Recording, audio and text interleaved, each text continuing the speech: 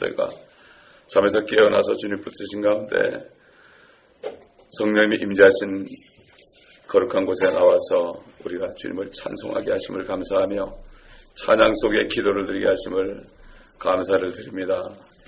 아버지, 주님만을 앙망하는 자, 주님을 앙망하는 자에게 독수리가 하늘로 치솟는 새 힘을 주신다는 약속을 믿습니다. 그 힘을 받아서 우리가 나왔사오니 이 아침에도 우리에게 그 힘을 넘치게 부어 주옵시고, 아버지, 주님 오실 때 그 힘을 가지고 아버지 변화되어 아버지 주님을 만나는 축복을 누리게 하옵소서. 이 세상은 점점 이제는 그날이 다가온 것을 우리가 보고 듣고 있습니다. 우리에게는 기쁨의 소망입니다. 세상 사람들에게는 두려움입니다. 이 아침에도 우리 하나님 아버지와 우리 주 예수 그리스도로부터 은혜와 평강이 우리 안에 넘치게 하시고, 또 이곳에 참여하지 못한 WGN 교회 성도들 모두에게 은혜와 평강이 넘치게 하여 주시옵시고, 소망이 넘치게 하여 주시옵소서. 감사드리며 우리 주 예수 그리스도의 이름으로 기도드립니다. 오늘 에스겔 20장 들어가겠습니다. 에스겔서 20장 1절부터 제가 몇 절 읽겠습니다. 일곱째 해 다섯째 달 그 달 10일에 이스라엘의 장로들 가운데 어떤 사람들이 주께 물으려고 와서 내 앞에 앉으니, 그때 주의 말씀이 내게 임하여 말씀하시니라. 인자야, 이스라엘의 장로들에게 고하여 그들에게 말하라. 주 하나님이 이같이 말하노라. 너희가 내게 물으려고 왔느냐? 주 하나님이 말하노라. 내가 살아있는 한 내가 너희로 묻게 하지 아니하리라. 네가 그들을 판단하려느냐? 인자야, 네가 그들을 판단하려느냐? 그들로 그들 조상들의 가증한 것들을 알게 하여 그들에게 말하라. 주 하나님이 이같이 말하노라. 내가 이스라엘을 택한 날에 야곱 집의 자손에게 내 손을 들어 올려 이집트 땅에서 그들에게 나 자신을 알게 하였으며, 내가 내 손을 그들에게 들어 올렸을 때 말하기를 나는 주 너희 하나님이라 하였느니라. 내가 그들에게 내 손을 들어 올려 그들을 이집트 땅에서 내가 그들을 위하여 찾아내었던 땅, 즉 젖과 꿀이 흐르고 모든 땅들의 영광인 곳으로 인도하리라고 했던 그날에 내가 그들에게 말하기를 너희 각인은 자기 눈의 가증함들을 내어버리고 이집트의 우상들로 더불어 너희 자신들을 더럽히지 말라. 나는 주 너희 하나님이라 하였으나 그들은 내가 반역하였고 내게 경청하지 아니하였으니 그들 각자가 그들의 눈에 가증한 것들을 내버리지 아니하였고 이집트의 우상들을 버리지 아니하였느니라. 그러므로 내가 말하기를 내가 나의 진노를 그들 위에 부어 이집트 땅 가운데서 그들에 대한 나의 분노를 이루리라 하였도다. 그러나 내가 내 이름을 위하여 일하였나니 그들이 거하는 바 이방인 앞에서 내 이름이 더럽혀져서는 안 되기 때문이라. 내가 이집트 땅에서 그들을 인도하여 내므로써 그들의 목전에서 내 자신을 그들에게 알게 하였도다. 시간 되는 데까지 하겠습니다. 여호야김 왕의 아들 여고냐, 다시 말해서 그 사람의 이름이 이제 여호야긴으로 바뀌었죠. 그들이 바벨론에 사로잡혀 간 뒤 이제 여섯째 해가 됐을 때도 이 장로들이 와가지고요, 물으러 왔어요, 에스겔에게. 또 그 다음에 여섯째 달에도 그랬고, 또 지금 보면 일곱째 해 다섯째 달에 그들이 또 에스겔을 찾아와서, 에스겔 집으로 찾아와서 하나님께 물으려고 그 앞에 이렇게 앉아있는 장면입니다. 왜 왔겠습니까? 이렇게 오래 지났는데, 이 바벨론에 이렇게 사로잡힌 지도 이렇게 벌써 7년 됐는데, 하나님은 어떻게 하실 것인가? 이제 풀어줄 것이 아닌가? 이렇게 물으러 오는 거죠. 우리도 무슨 기도를 하고 나서 그러죠. 이제쯤 될 게 아닙니까? 이렇게 자꾸 부를 때가 있잖아요. 근데 사실, 1장에서요, 5년째 될 때도, 5년째 그 여섯째 해, 또 여섯째 달, 이럴 때도, 그렇게 했고, 보면은 24장 넘어가면은 9째 해, 10째 달에도 또 이랬고, 또 10째 해, 10째 달에도 또 11째 해, 또 그 다음에 그달 첫째 날에도 이런 식으로 계속해서 물으러 왔어요. 시간만 되면 이 사람들이 물으러 왔어요. 참 그러니까 그 사람들은 정말 하루하루가 얼마나 길겠습니까? 종살이 하니까 말이죠. 우리도 마찬가지죠. 어려운 일이 있을 때는 하루가 정말 뭐 여삼초 같다 이렇게 얘기하죠. 하루가 천년 같다 이렇게 생각하고 참 걱정을 하고 근심하는 때가 많이 있습니다. 근데 사실 하나님께서는 70년을 이미 정해놓으셨죠. 70년을 정해놨으니 그들이 와서 참 얘기할 때 하나님 뭐라고 그러겠습니까? 참 기가 막히죠. 그들이 왜 이렇게 됐습니까? 죄 때문에 이렇게 됐잖아요. 죄를 회개하지 않고 아무리 찾아와도 하나님은 잠잠하시죠. 잠잠하신 거예요. 네, 잠잠하다. 그래서 다윗 왕은 내가 기도할 때 주께서 잠잠하시면 내가 구덩이로 내려가는 자 같이 될까 하나이다. 기도하는데 응답이 없으면 그것처럼 답답한 것이 없죠. 그렇죠? 예, 이건 뭐 그때나 지금이나 마찬가지입니다. 사실 예레미야서 25장 11절 12절 보면은 분명히 이렇게 말씀했죠. 이거 다니엘이 이거 보고 깨달은 거거든요. 그리하여 이 온 땅이 황폐함과 경악거리가 되며 또 이 나라들은 바벨론 왕을 70년간 섬기리라. 70년이 차면 내가 바벨론 왕과 그 민족과 갈대아인의 땅을 그들의 죄악으로 인하여 벌하리니 그 땅은 영속적으로 황폐케 하리라. 주가 말하노라. 자, 이렇게 이미 70년을 정해놓은 걸 예레미야를 통해서 말씀하셨죠. 하나님께서는 여러 선지자를 통해서 말씀하셔가지고 짝을 이렇게 이룹니다. 자, 그래서 지금 3절 보니까 너희가 내게 물으려 왔느냐? 주 하나님이 말하노라. 내가 살아있는 한 내가 너희로 묻게 하지 아니하리라. 하나님은 죽지 않는데 내가 살아있는 한 이렇게 했던 얘기는 절대로 너희가 이런 상태에서는 너희가 물어도 대답하지 않겠다. 이런 말씀 아니겠습니까? 자, 그 이유에 대해서 그 조상 대대로부터 저질러온 죄악에서 그들이 돌이키지 않기 때문이라는 얘기죠. 그 조상의 죄 때문에 그런 게 아니라 너희들은 조상들이 된 죄를 지금도 짓고 있다. 돌이키지 않고 있다. 이렇게 아무도 죄를 뉘우치거나 부끄러워하지 않는 이런 상태를 보고 하나님께서는 4절 보니까 그들로 그들 조상들의 가증한 것들을 알게 하여 이렇게 해서 나는 그들에게 대답 안 할 테니까 네가 그들을 책망하라. 이렇게 말씀한 것을 볼 수가 있습니다. 이것이 우리 오늘날 신약 시대에도요. 우리 시대에도 은혜 시대에도 우리가 비슷한 적용을 할 수가 있어요. 우리가 그 하나님의 진리를 깨닫고자 성경을 펼쳐서 읽거나 또 우리가 하나님 말씀을 와서 들어도 죄악을 품고 있으면 절대로 하나님께서는 알려주지 않는다는 거죠. 졸리기만 하는 거죠. 그래서 우리 잘 아는 히브리서 4장 12절에 무슨 말씀이 있습니까? 하나님 말씀은 살아있고 활력이 있어 양날이 있는 어떤 칼보다도 예리하여 혼과 영 그리고 관절과 골수를 찔러 가르고 마음의 생각들과 의도들을 판별하느니라. 하나님 말씀은 영혼과 골수와 관절을 찌르면서 뭘 하는가 하면은 우리 속에 깊이 숨어 있는 그러한 생각들, 나만 아는 그 생각들, 사람은 몰라도 결국 우리 마음속에 있는 것들을 숨길 수가 없다는 거죠. 그렇기 때문에 하나님 말씀이 떨어질 때 내 마음에 악을 품고 있으면은 죄를 품고 있으면은 전혀 이것이 들려지지 않는 거죠. 그 사람들이 조는 거예요. 말씀은 더 졸고 그러는 거죠. 참 그렇기 때문에 이게 뭐 지금 그때나 지금이나 마찬가지입니다.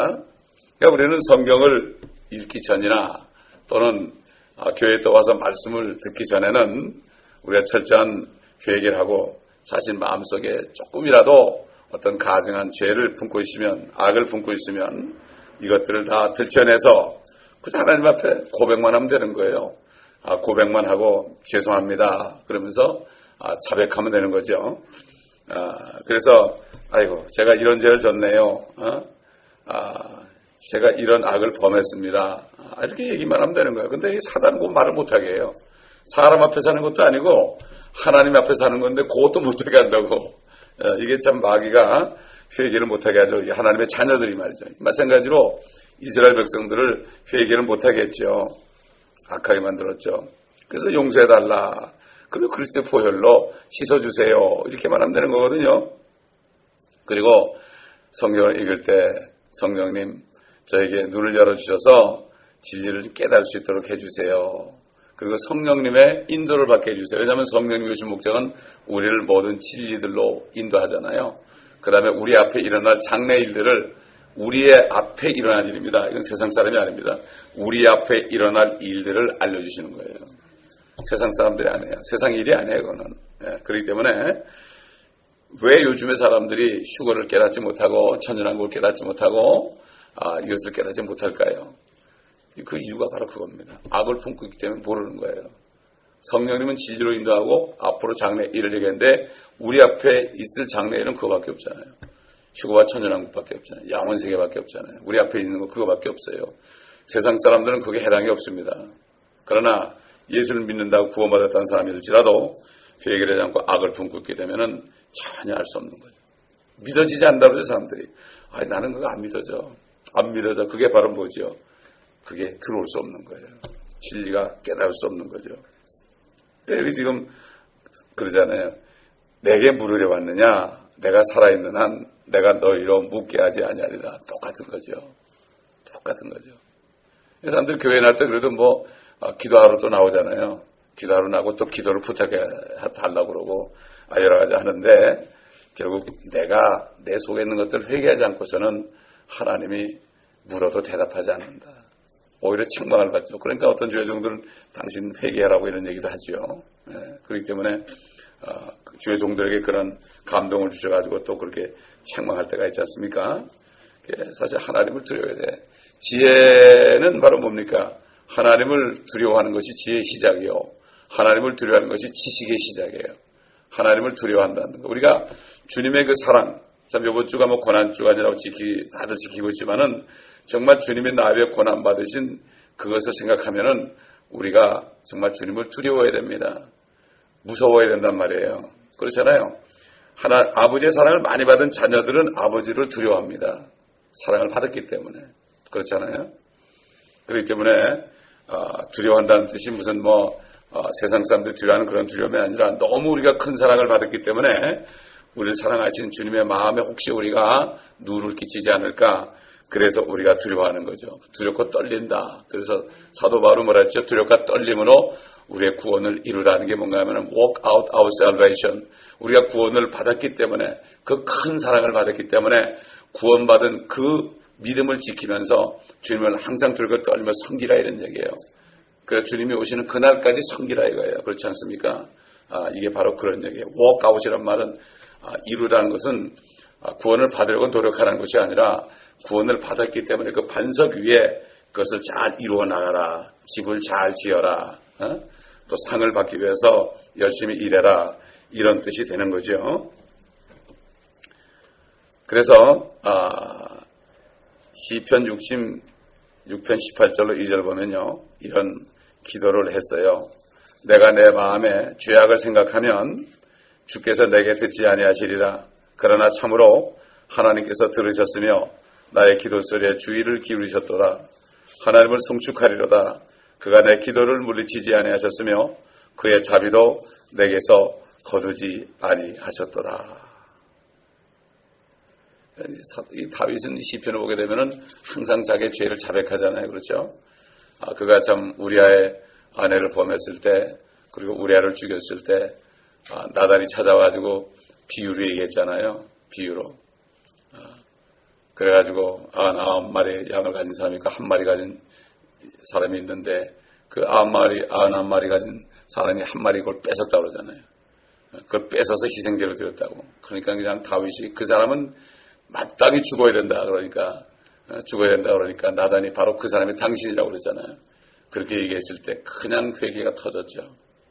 회개가 터져가지고 시편 51편에 얼마나 회개가 있습니까? 그분은 평생을 눈물로 회개하느라고 이 침대가 다 젖을 정도로 회개했다는 거예요. 그거 하나 때문에 그 자식들이 자식을 죽이고 또 그 자식이 또 자기 아내들을 범하고 그 당한 아내들은 평생 동안 갇혀가지고 과부로 살았고 이 다윗이 받은 고난이야말로 이건 이루 말할 수 없습니다. 다윗처럼 고난 많은 사람이 없어요. 아들이 그렇게 많아서 서로 다 죽이고 말이죠. 이게 이렇게 고난 받은 사람이 어디 있습니까?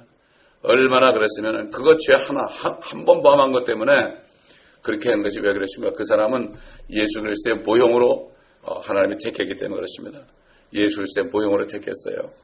그래서 22편에 보면은 나의 하나님이여 나의 하나님이여 어찌하여 나를 버리셨나이까 이런 기도를 다윗이 했는데 그 예수 그리스도가 받을 고난을 받았기 때문에 그런 기도를 했고 예수님이 바로 그런 고백을 십자가에서 한 겁니다.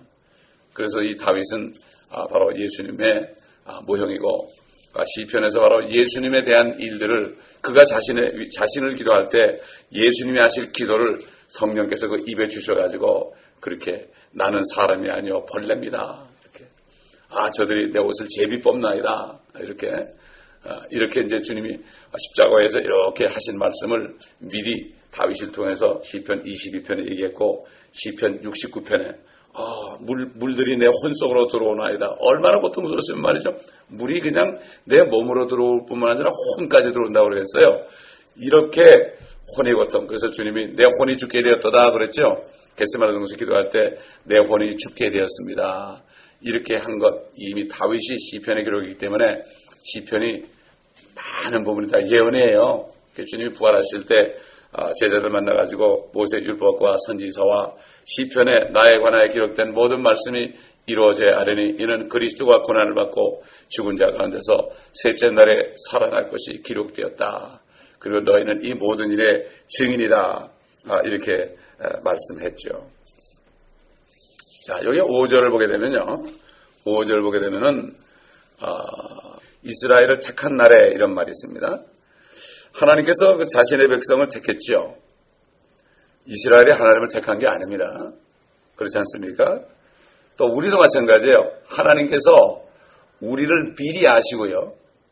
미리 아신 자들을 부르시고 그랬어요. 그러니까 하나님 지금도 이렇게 내려다보시면서 심령을 보거든요. 심령을 보거든요. 미리 아신 자들. 근데 구약에 보게 되면 말이죠. 특별히 사무엘서를 보게 되면은 거기 그 벨리알의 자식이라는 말이 많이 나와요. 이 사람은 벨리알의 아들인지라 그러면서 비참하게 죽는 장면이 나오는데 벨리알의 아들, 아예 그냥 마귀를 받아들이는 사람들 있죠. 바리새인들처럼 말이죠. 너희들은 마귀의 자식이라고 그랬거든요. 마찬가지로 오늘날도 똑같아요. 아예 마귀에게 바친 사람들 있잖아요. 그 혼을 바친 사람들 있죠, 요즘에. 그런 사람들 많이 있죠. 가수들 가운데. 아주 바쳐가지고 마귀로부터 축복을 많이 받는 사람들 있죠. 인기도 많이 없고요. 물론 지옥 가니까 그 사람들이 같이 지옥 가고 해서 사람들을 막 그냥 같이 가자고 그러지 않습니까? 그래서 사실 우리를 미리 아시고 우리 같은 죄인들을 그래도 부르시면은 우리가 믿을 걸로 아시고 우리를 부르셨어요. 은혜를 주셨단 말이죠. 사실 우리는 아무것도 모르고 있었잖아요. 그러나 우리를 부를 때 누굴 통해 불러요? 다른 전도자를 통해 부른 거예요. 그렇잖아요. 그 속에 성령께서 우리에게 전도한 거 아닙니까? 누군가의 전도를 받은 거 아닙니까? 우리 교회 가서 예배를 드릴 때 말씀을 들은 것도 그렇고 개인적으로 전도받은 것도 그렇고 하나님이 부르셔가지고 은혜로 우리를 구원하시고 자녀 삼아주셨지 우리 스스로 그분을 그냥 아버지로 그냥 갑자기 부른 게 아니거든요. 똑같습니다. 이게 은혜입니다. 이게 바로 은혜예요. 그렇기 때문에 이게 그때나 지금이나 구약이나 신약이나 결국은 말씀이 다 상통하죠. 어떤 사람들은 그래요. 구약에 있는 게 어제 신약이 되느냐고. 사실 말이죠. 구약이 없으면은 신약을 이해 못해요. 그래서 사도들이 구약에 이런 말씀이 기록되었다. 뭐 잠언에 이르기를, 시편에 이르기를, 저기 창세기 어디서 이르기를, 이렇게 하면서 구약을 인용한 게 뭔가 하면은 구약의 줄기 속에서 신약이 나온 거죠. 구약은 구약이고 신약은 신약이고 구약을 딱 들어놓고 공부도 안 해. 구약을 공부 안 하면은 신약에 있는 은혜를 우리가 깨닫지 못해요. 그렇기 때문에 이 구약을 그래서 공부해야 되는 거죠. 구약 공부하면 우리가 받은 은혜가 이처럼 크다는 것을 우리가 알 수가 있고, 참 우리는 우리 주 예수 그리스도께서 우리 죄들을 위해서 우리 대신에 십자가에서 갈보리 십자가에서 처형되셨고 장사한 지 사흘 만에 죽은 자들부터 살아나신 것을 그냥 믿었을 뿐이에요. 믿었을 뿐입니다. 아멘. 이 믿을 수 있는 은혜를 주신 거예요. 은혜로 우리를 구원받고, 은혜로 믿음을 통해서 은혜로 구원받았다는 건 뭔가 하면 우리에게 믿음을 주셔서 은혜로 구원을 받게 했고, 이건 우리의 행에서 난 것이 아니라 하나님의 선물이다. 믿어지지 않은 게 고통이에요. 어떤 사람들은 믿고 싶은데 못 믿는 사람 많습니다. 아니, 그렇게 믿었더니 성령께서 들어오셔가지고 다시 태어나게 하셨어요. 그래서 아들로 삼아주셨어요. 그래서 그분을 아버지라고 부르게 되는 거 참, 어떻게 창조자 하나님을 아버지라고 부르게 됩니까? 이거 기적 아닙니까, 이거? 여러분, 저는 이렇게 말씀합니다. 아유, 하나님, 여호와 하나님께서는 내 아버지다. 이야, 이런 은혜가 어디 있는가? 이 은혜를 항상 우리가 잊지 않으면 이게 첫사랑 아닙니까? 이걸 잊지 않으면 뭐 불평할 게 없습니다. 그러나 우리는 육신을 가지고 있기 때문에 조금만 문제가 있으면 막 불평하게 되죠. 그러나 우리가 받은 큰 은혜를 보게 되면 오히려 그게 감사가 되는 거죠. 그러니까 물론 이제 우리가 예수를 믿겠다고 내가 주님을 택한 것은 사실이에요. 그러나 은혜를 주셔서 우리가 주님을 택하도록 믿도록 하신 것은 하나님이시다. 성령 하나님이시다. 이걸 알 수가 있죠. 그죠? 자, 5절에 보니까 또 뭐라는 말씀이 있습니까? 내가 이스라엘을 택한 날에, 그리고 뒤에 가니까 말하기를 나는 주 너의 하나님이라 이렇게 하였다. 이렇게 했죠. 이스라엘이 그 애굽에서 나오기 전에 모세와 아론이 파라오에게 찾아갔잖아요. 그래서 이스라엘 백성이 광야에서 하나님의 명령을 지키게 해달라고, 희생제를 드리게 해달라고 요청했다가 거절당하니까 어떻게 됐습니까? 이전보다도 이 파라오는 더 고된 노역을 이스라엘 백성에게 할당해줬죠. 옛날에는 그래도 지푸라기를 갖다 줬어요. 갖다 주고 벽돌을 만들려고 그러는데 이제는 너희가 그것까지 다 구하라. 그것도 안 줬어요. 그러니까 또 산으로 다니면서 나뭇가지를 주고 그래가지고 이전보다 훨씬 더 고된 일을 하게 됐죠. 고된 일을 하게 됐죠. 그러니까 막 그냥 이 사람들이 괜히 와가지고 파라오 건드려가지고 말이지 벌집 쑤셔놔가지고 우리를 더 고통스럽게 하느냐고 막 비난을 했잖아요. 그러니까 그 모세가 뭐라 했습니까? 주야 어찌하여 이 백성이 그처럼 악한 일을 탄원하게 하시나이까? 어찌하여 나를 보내셨나이까?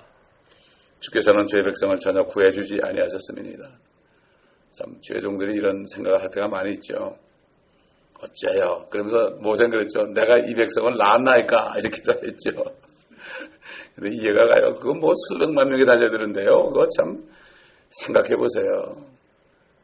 교회 수백만 명이 있는데 다 달려들어 보세요. 이거야말로 보통이 아닙니다. 이게 뭐 어떤 데 얘기 들으니까 뭐 그냥 목사를 쫓아내려고 뭐 쇠몽둥이를 가지고 막 장로들이 지키고요. 쇠파표를 가지고 막 그냥 휘두르고 그런데 야 무서워요. 무서워 정말. 정말 무섭습니다. 무서운 세대가 됐습니다. 하나님께서 모세에게 뭐라고 그랬습니까?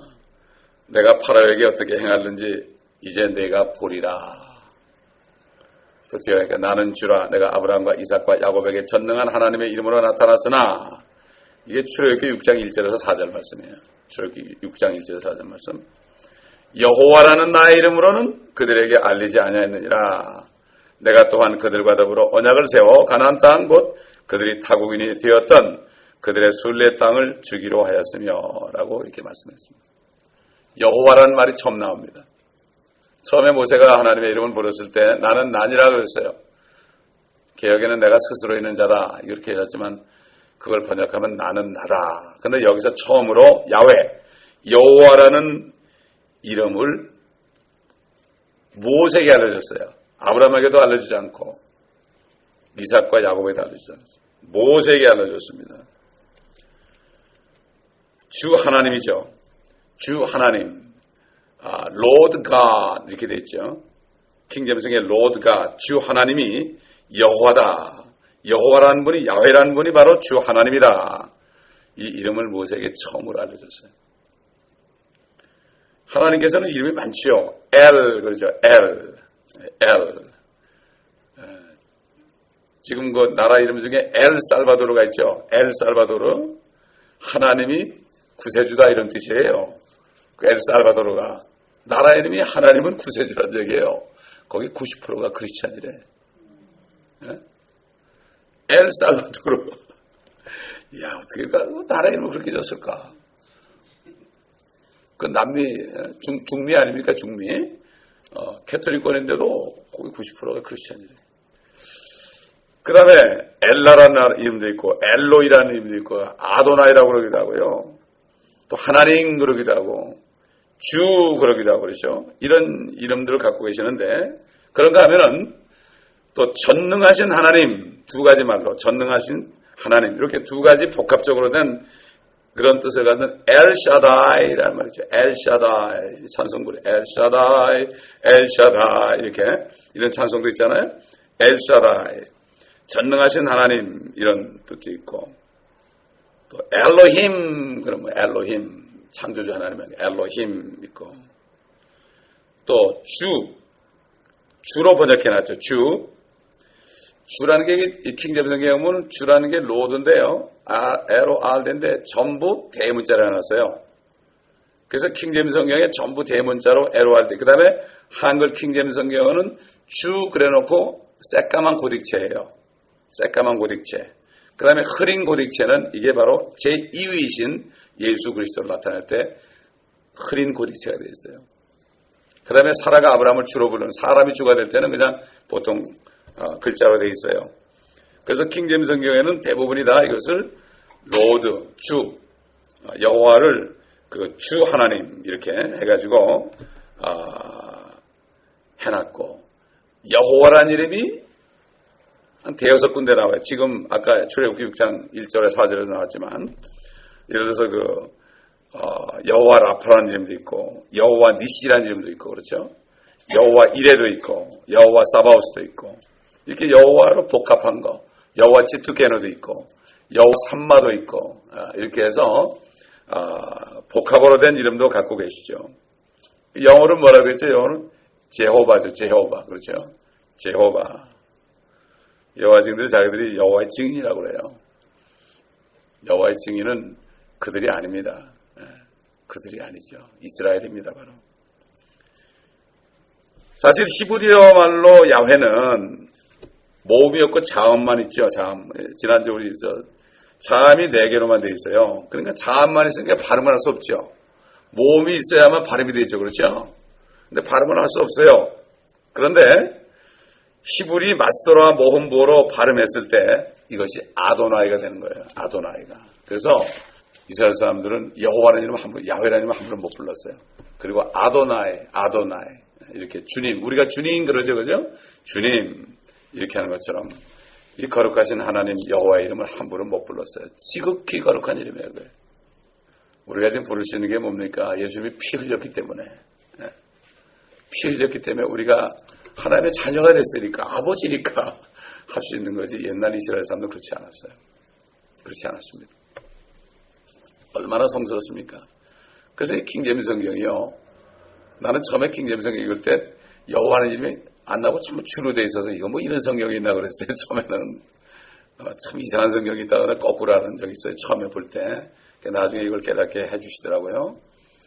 그래서 이 킹제임스 이것을 주로 대부분 옮겨놨고 여호와라는 이름은 한 6군데가 5군데밖에 없어요. 여호와 샬롬, 여호와 니시, 여호와 이레 이런 식으로 몇 군데만 있습니다. 대부분 다 주로 표시됐다는 걸. 그리고 이유를 알아야 됩니다.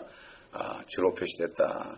그래서 이제 그걸 특별히 이 주라는 것이 야훼라 여호와 하나님을 하기 위해서 대문자로 LORD 한글은 고딕체로 새까만 고딕체로 주 이렇게 했다. 이것을 우리가 다시 한번 알면서 우리가 성경을 읽게 되면은 알게 될 것입니다. 또 5절에 또 이런 말씀이 있죠. 내가 내 손을 그들에게 들어 올렸을 때. 여러분 손을 왜 들어 올립니까? 미국 법정에 가면은 뭐라 그러죠?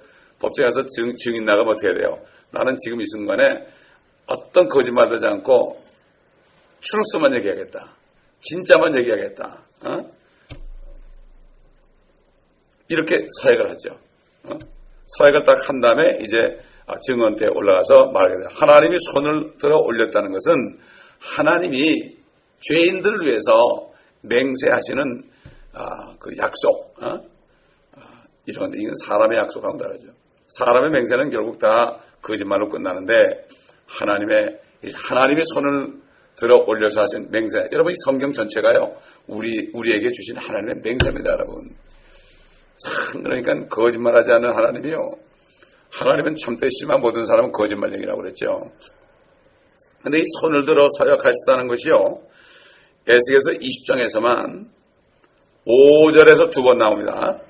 6절에서 한 번 나오고요. 15절, 23절, 28절, 그리고 42절에서 한 번, 이렇게 모두 7번 나와요. 하나님이 손을 들어 올렸대. 하나님께서 맹세하신 것은 반드시 이루시죠. 그래서 우리가 약속하신 분은 신실하시니 그랬죠. 그렇죠. 오실 분이 지체하지 않으시고 오신다 이렇게 말씀하셨죠. 내가 속히 오리라 그랬죠. 내가 속히 오리라. 이렇게 말씀하셨는데 사람들이 안 믿잖아요. 다시 말해서 7번 행한다고 말씀하셨다 이거죠. 이것은 하나님은 분명히 하시겠다. 하나님이 7번이나 말씀하셨어요. 내가 손을 들어 올려서 맹세하겠다. 이것은 바로 하나님 반드시 하겠다. 내가 행하노라 말씀하셨다는 것은 내가 7을 행하리라. 또 그 일이 7이 되리라 이런 뜻이에요. 히브리 말로 7이 되리라. 내가 행하리라 하는 것은 그것이 7이 되리라. 그 일이 7이 되리라. 내가 7을 행하리라. 이런 뜻이 돼요. 하나님의 숫자가 뭡니까? 7이죠. 7. 하나님은 7체계십니다. 하나님이 보면 하나님의 숫자가 7이라고 그래도 크리스찬들에게 와서 세운 나라 미국은 럭키 세븐이라고 그러잖아요. 근데 뭐 그 7이라는 숫자가 럭키한 숫자만이 아닙니다. 이것은 하나님의 숫자, 하나님의 숫자다 이렇게 완전수라고 다들 알고 있는데 사실 그 이상이죠. 우주 질서가 모든 것이 다 7체계로 되어 있습니다. 7체계로 되어 있어요. 하나님의 창조사역도 6일간 일하시고 7째 날에 쉬심으로써 완전하게 창조를 하셨죠. 또 7째 날은 하나님이 안식일로 정했죠. 또 주님과 이스라엘 사이, 이스라엘입니다. 이방인 교회가 아니에요. 이스라엘 사이에 표적으로 삼으셨고 유대인들로 하여금 자신을 거룩하게 하시는 그분께서 주 하나님이심을 그들이 알도록 하셨고, 여러분 7째 달 있죠. 7째 달. 7째 달에는 말이죠. 3가지 명절이 있죠. 3번의 명절. 첫째는 뭐가 있습니까? 장막절이 있고 나팔절이 있고 속죄일이 있죠. 거룩한 달입니다. 그 달이. 그래서 한 주기가 끝나는 7째 달로 이제 기리게 하셨죠. 레위기서 23장 보면 나오죠. 7째 달 되면은 나팔을 불게 되어 있습니다. 그 다음에 속죄일이 있고 그 다음에 장막절이 있죠. 그렇죠? 장막절이니까 나 재림을 얘기해요. 7째 달에 그걸 보면 분명히 지상재림은 7째 달. 그러니까 우리 칼렌더로는 90월이 되죠. 90월. 근데 옛날에 그 10월 28일에 주님 오신다고 하는 사람들이 어떻게 쏘았습니까? 휴거가 7째 달로 알았어요. 휴거는 7째 달이 아닙니다. 휴거는 오순절 절기입니다. 그렇기 때문에 지상재림과 다르죠. 그러니까 사람들이 휴거를 모르는 사람들은 전부 지상재림만 하는 거예요. 그렇기 때문에 사단에게 속는 거죠. 땅도 6년 동안 농사를 지은 지 7째 해를 안식년으로 정했죠. 그렇죠? 그리고 땅을 쉬게 하셨습니다. 하나님께서. 7. 자, 7체계에 대해서는 우리가 내일 더 자세하게 좀 알도록 하겠습니다. 7. 여러분 7체계가요. 이게 이번 주일이 부활절이라고 그러지만은 부활도 7부활이 있고요. 침례도 7침례가 있어요. 또 그 다음에 하나님의 신비도 우리 배웠죠? 7신비가 있고요. 전부 7이에요. 전부 7이에요. 이거를 깨달으면 주님이 재림하시는 것이 언제쯤을 알게 돼요. 이걸 깨달으면 알게 됩니다. 그래서 이걸 깨달으니까 우리가 주님 언제 오실지 알게 되는 거죠. 이걸 못 깨달으면 알지 못해요. 7으로 다 끝나요. 그러니까 7째 날도 거룩하고 7째 천년도 거룩하고 7째 천년 아닙니까? 지금 벌써 6천년이 지났잖아요. 그렇죠? 6이 지났죠? 7째 천년이 그게 천년왕국이에요. 그걸로 끝나는 거예요. 그 다음에 영원 세계로 들어가는 거예요. 아멘? 이거는 베이비 크리스찬들한테 얘기해봤자 무슨 말인지 몰라요. 여러분들에게 이제 자세하게 좀 얘기를 나누도록 하겠습니다. 기도하겠습니다. 참 오늘도 우리가 아버지 하나님 우리가 받은 은혜가 얼마나 큰지요. 정말 아버지 예수의 피가 아니라면 우리는 말씀을 깨달을 수도 없고 정말 아무것도 할 수 없습니다. 아버지 하나님 정말 이번 주에 주님의 그 고난과 부활하심을 기리며 정말 더욱더 처음 사랑을 회복하는 저희들이 될 수 있도록 주님 도와주옵시기를 간절히 기도합니다. 그리고 우리가 예수 그리스도의 부활을 증거하는 저희들이 되게 도와주옵시기를 원합니다. 사도 바울의 고백대로 그리스도의 부활이 없으면 우리는 가장 비참한 자로다. 그리스도의 부활 때문에 우리가 소망이 있습니다. 아버지 하나님, 오늘 이 아침에도 성령님 우리에게 기름 부어 주시옵시고 성령 안에서 우리가 기도하는 시간 되게 하시고 간구하는 시간 되게 하시고 또 아버지 하나님 중보하는 시간 되게 하시고 아버지 하나님 또 감사하는 시간 되게 하여 주옵소서. 온 지구를 품에 안고 기도하는 시간 되게 하여 주시옵소서. 미국 땅을 품고 한국 땅을 품고 저 지금 처참해가는 일본 땅을 품고 아프리카를 품고 유럽을 품고 아버지 하나님 저 오세아니아를 품고 아버지 하나님이여 저 중동을 품고 이스라엘을 품고 우리가 저들의 구원을 위하여 기도함으로 아버지를 기쁘시게 하는 저희가 되게 하여 주시옵소서. 우리 주 예수 그리스도 이름으로 기도드리나이다. 우리 주여 한번 기도합니다.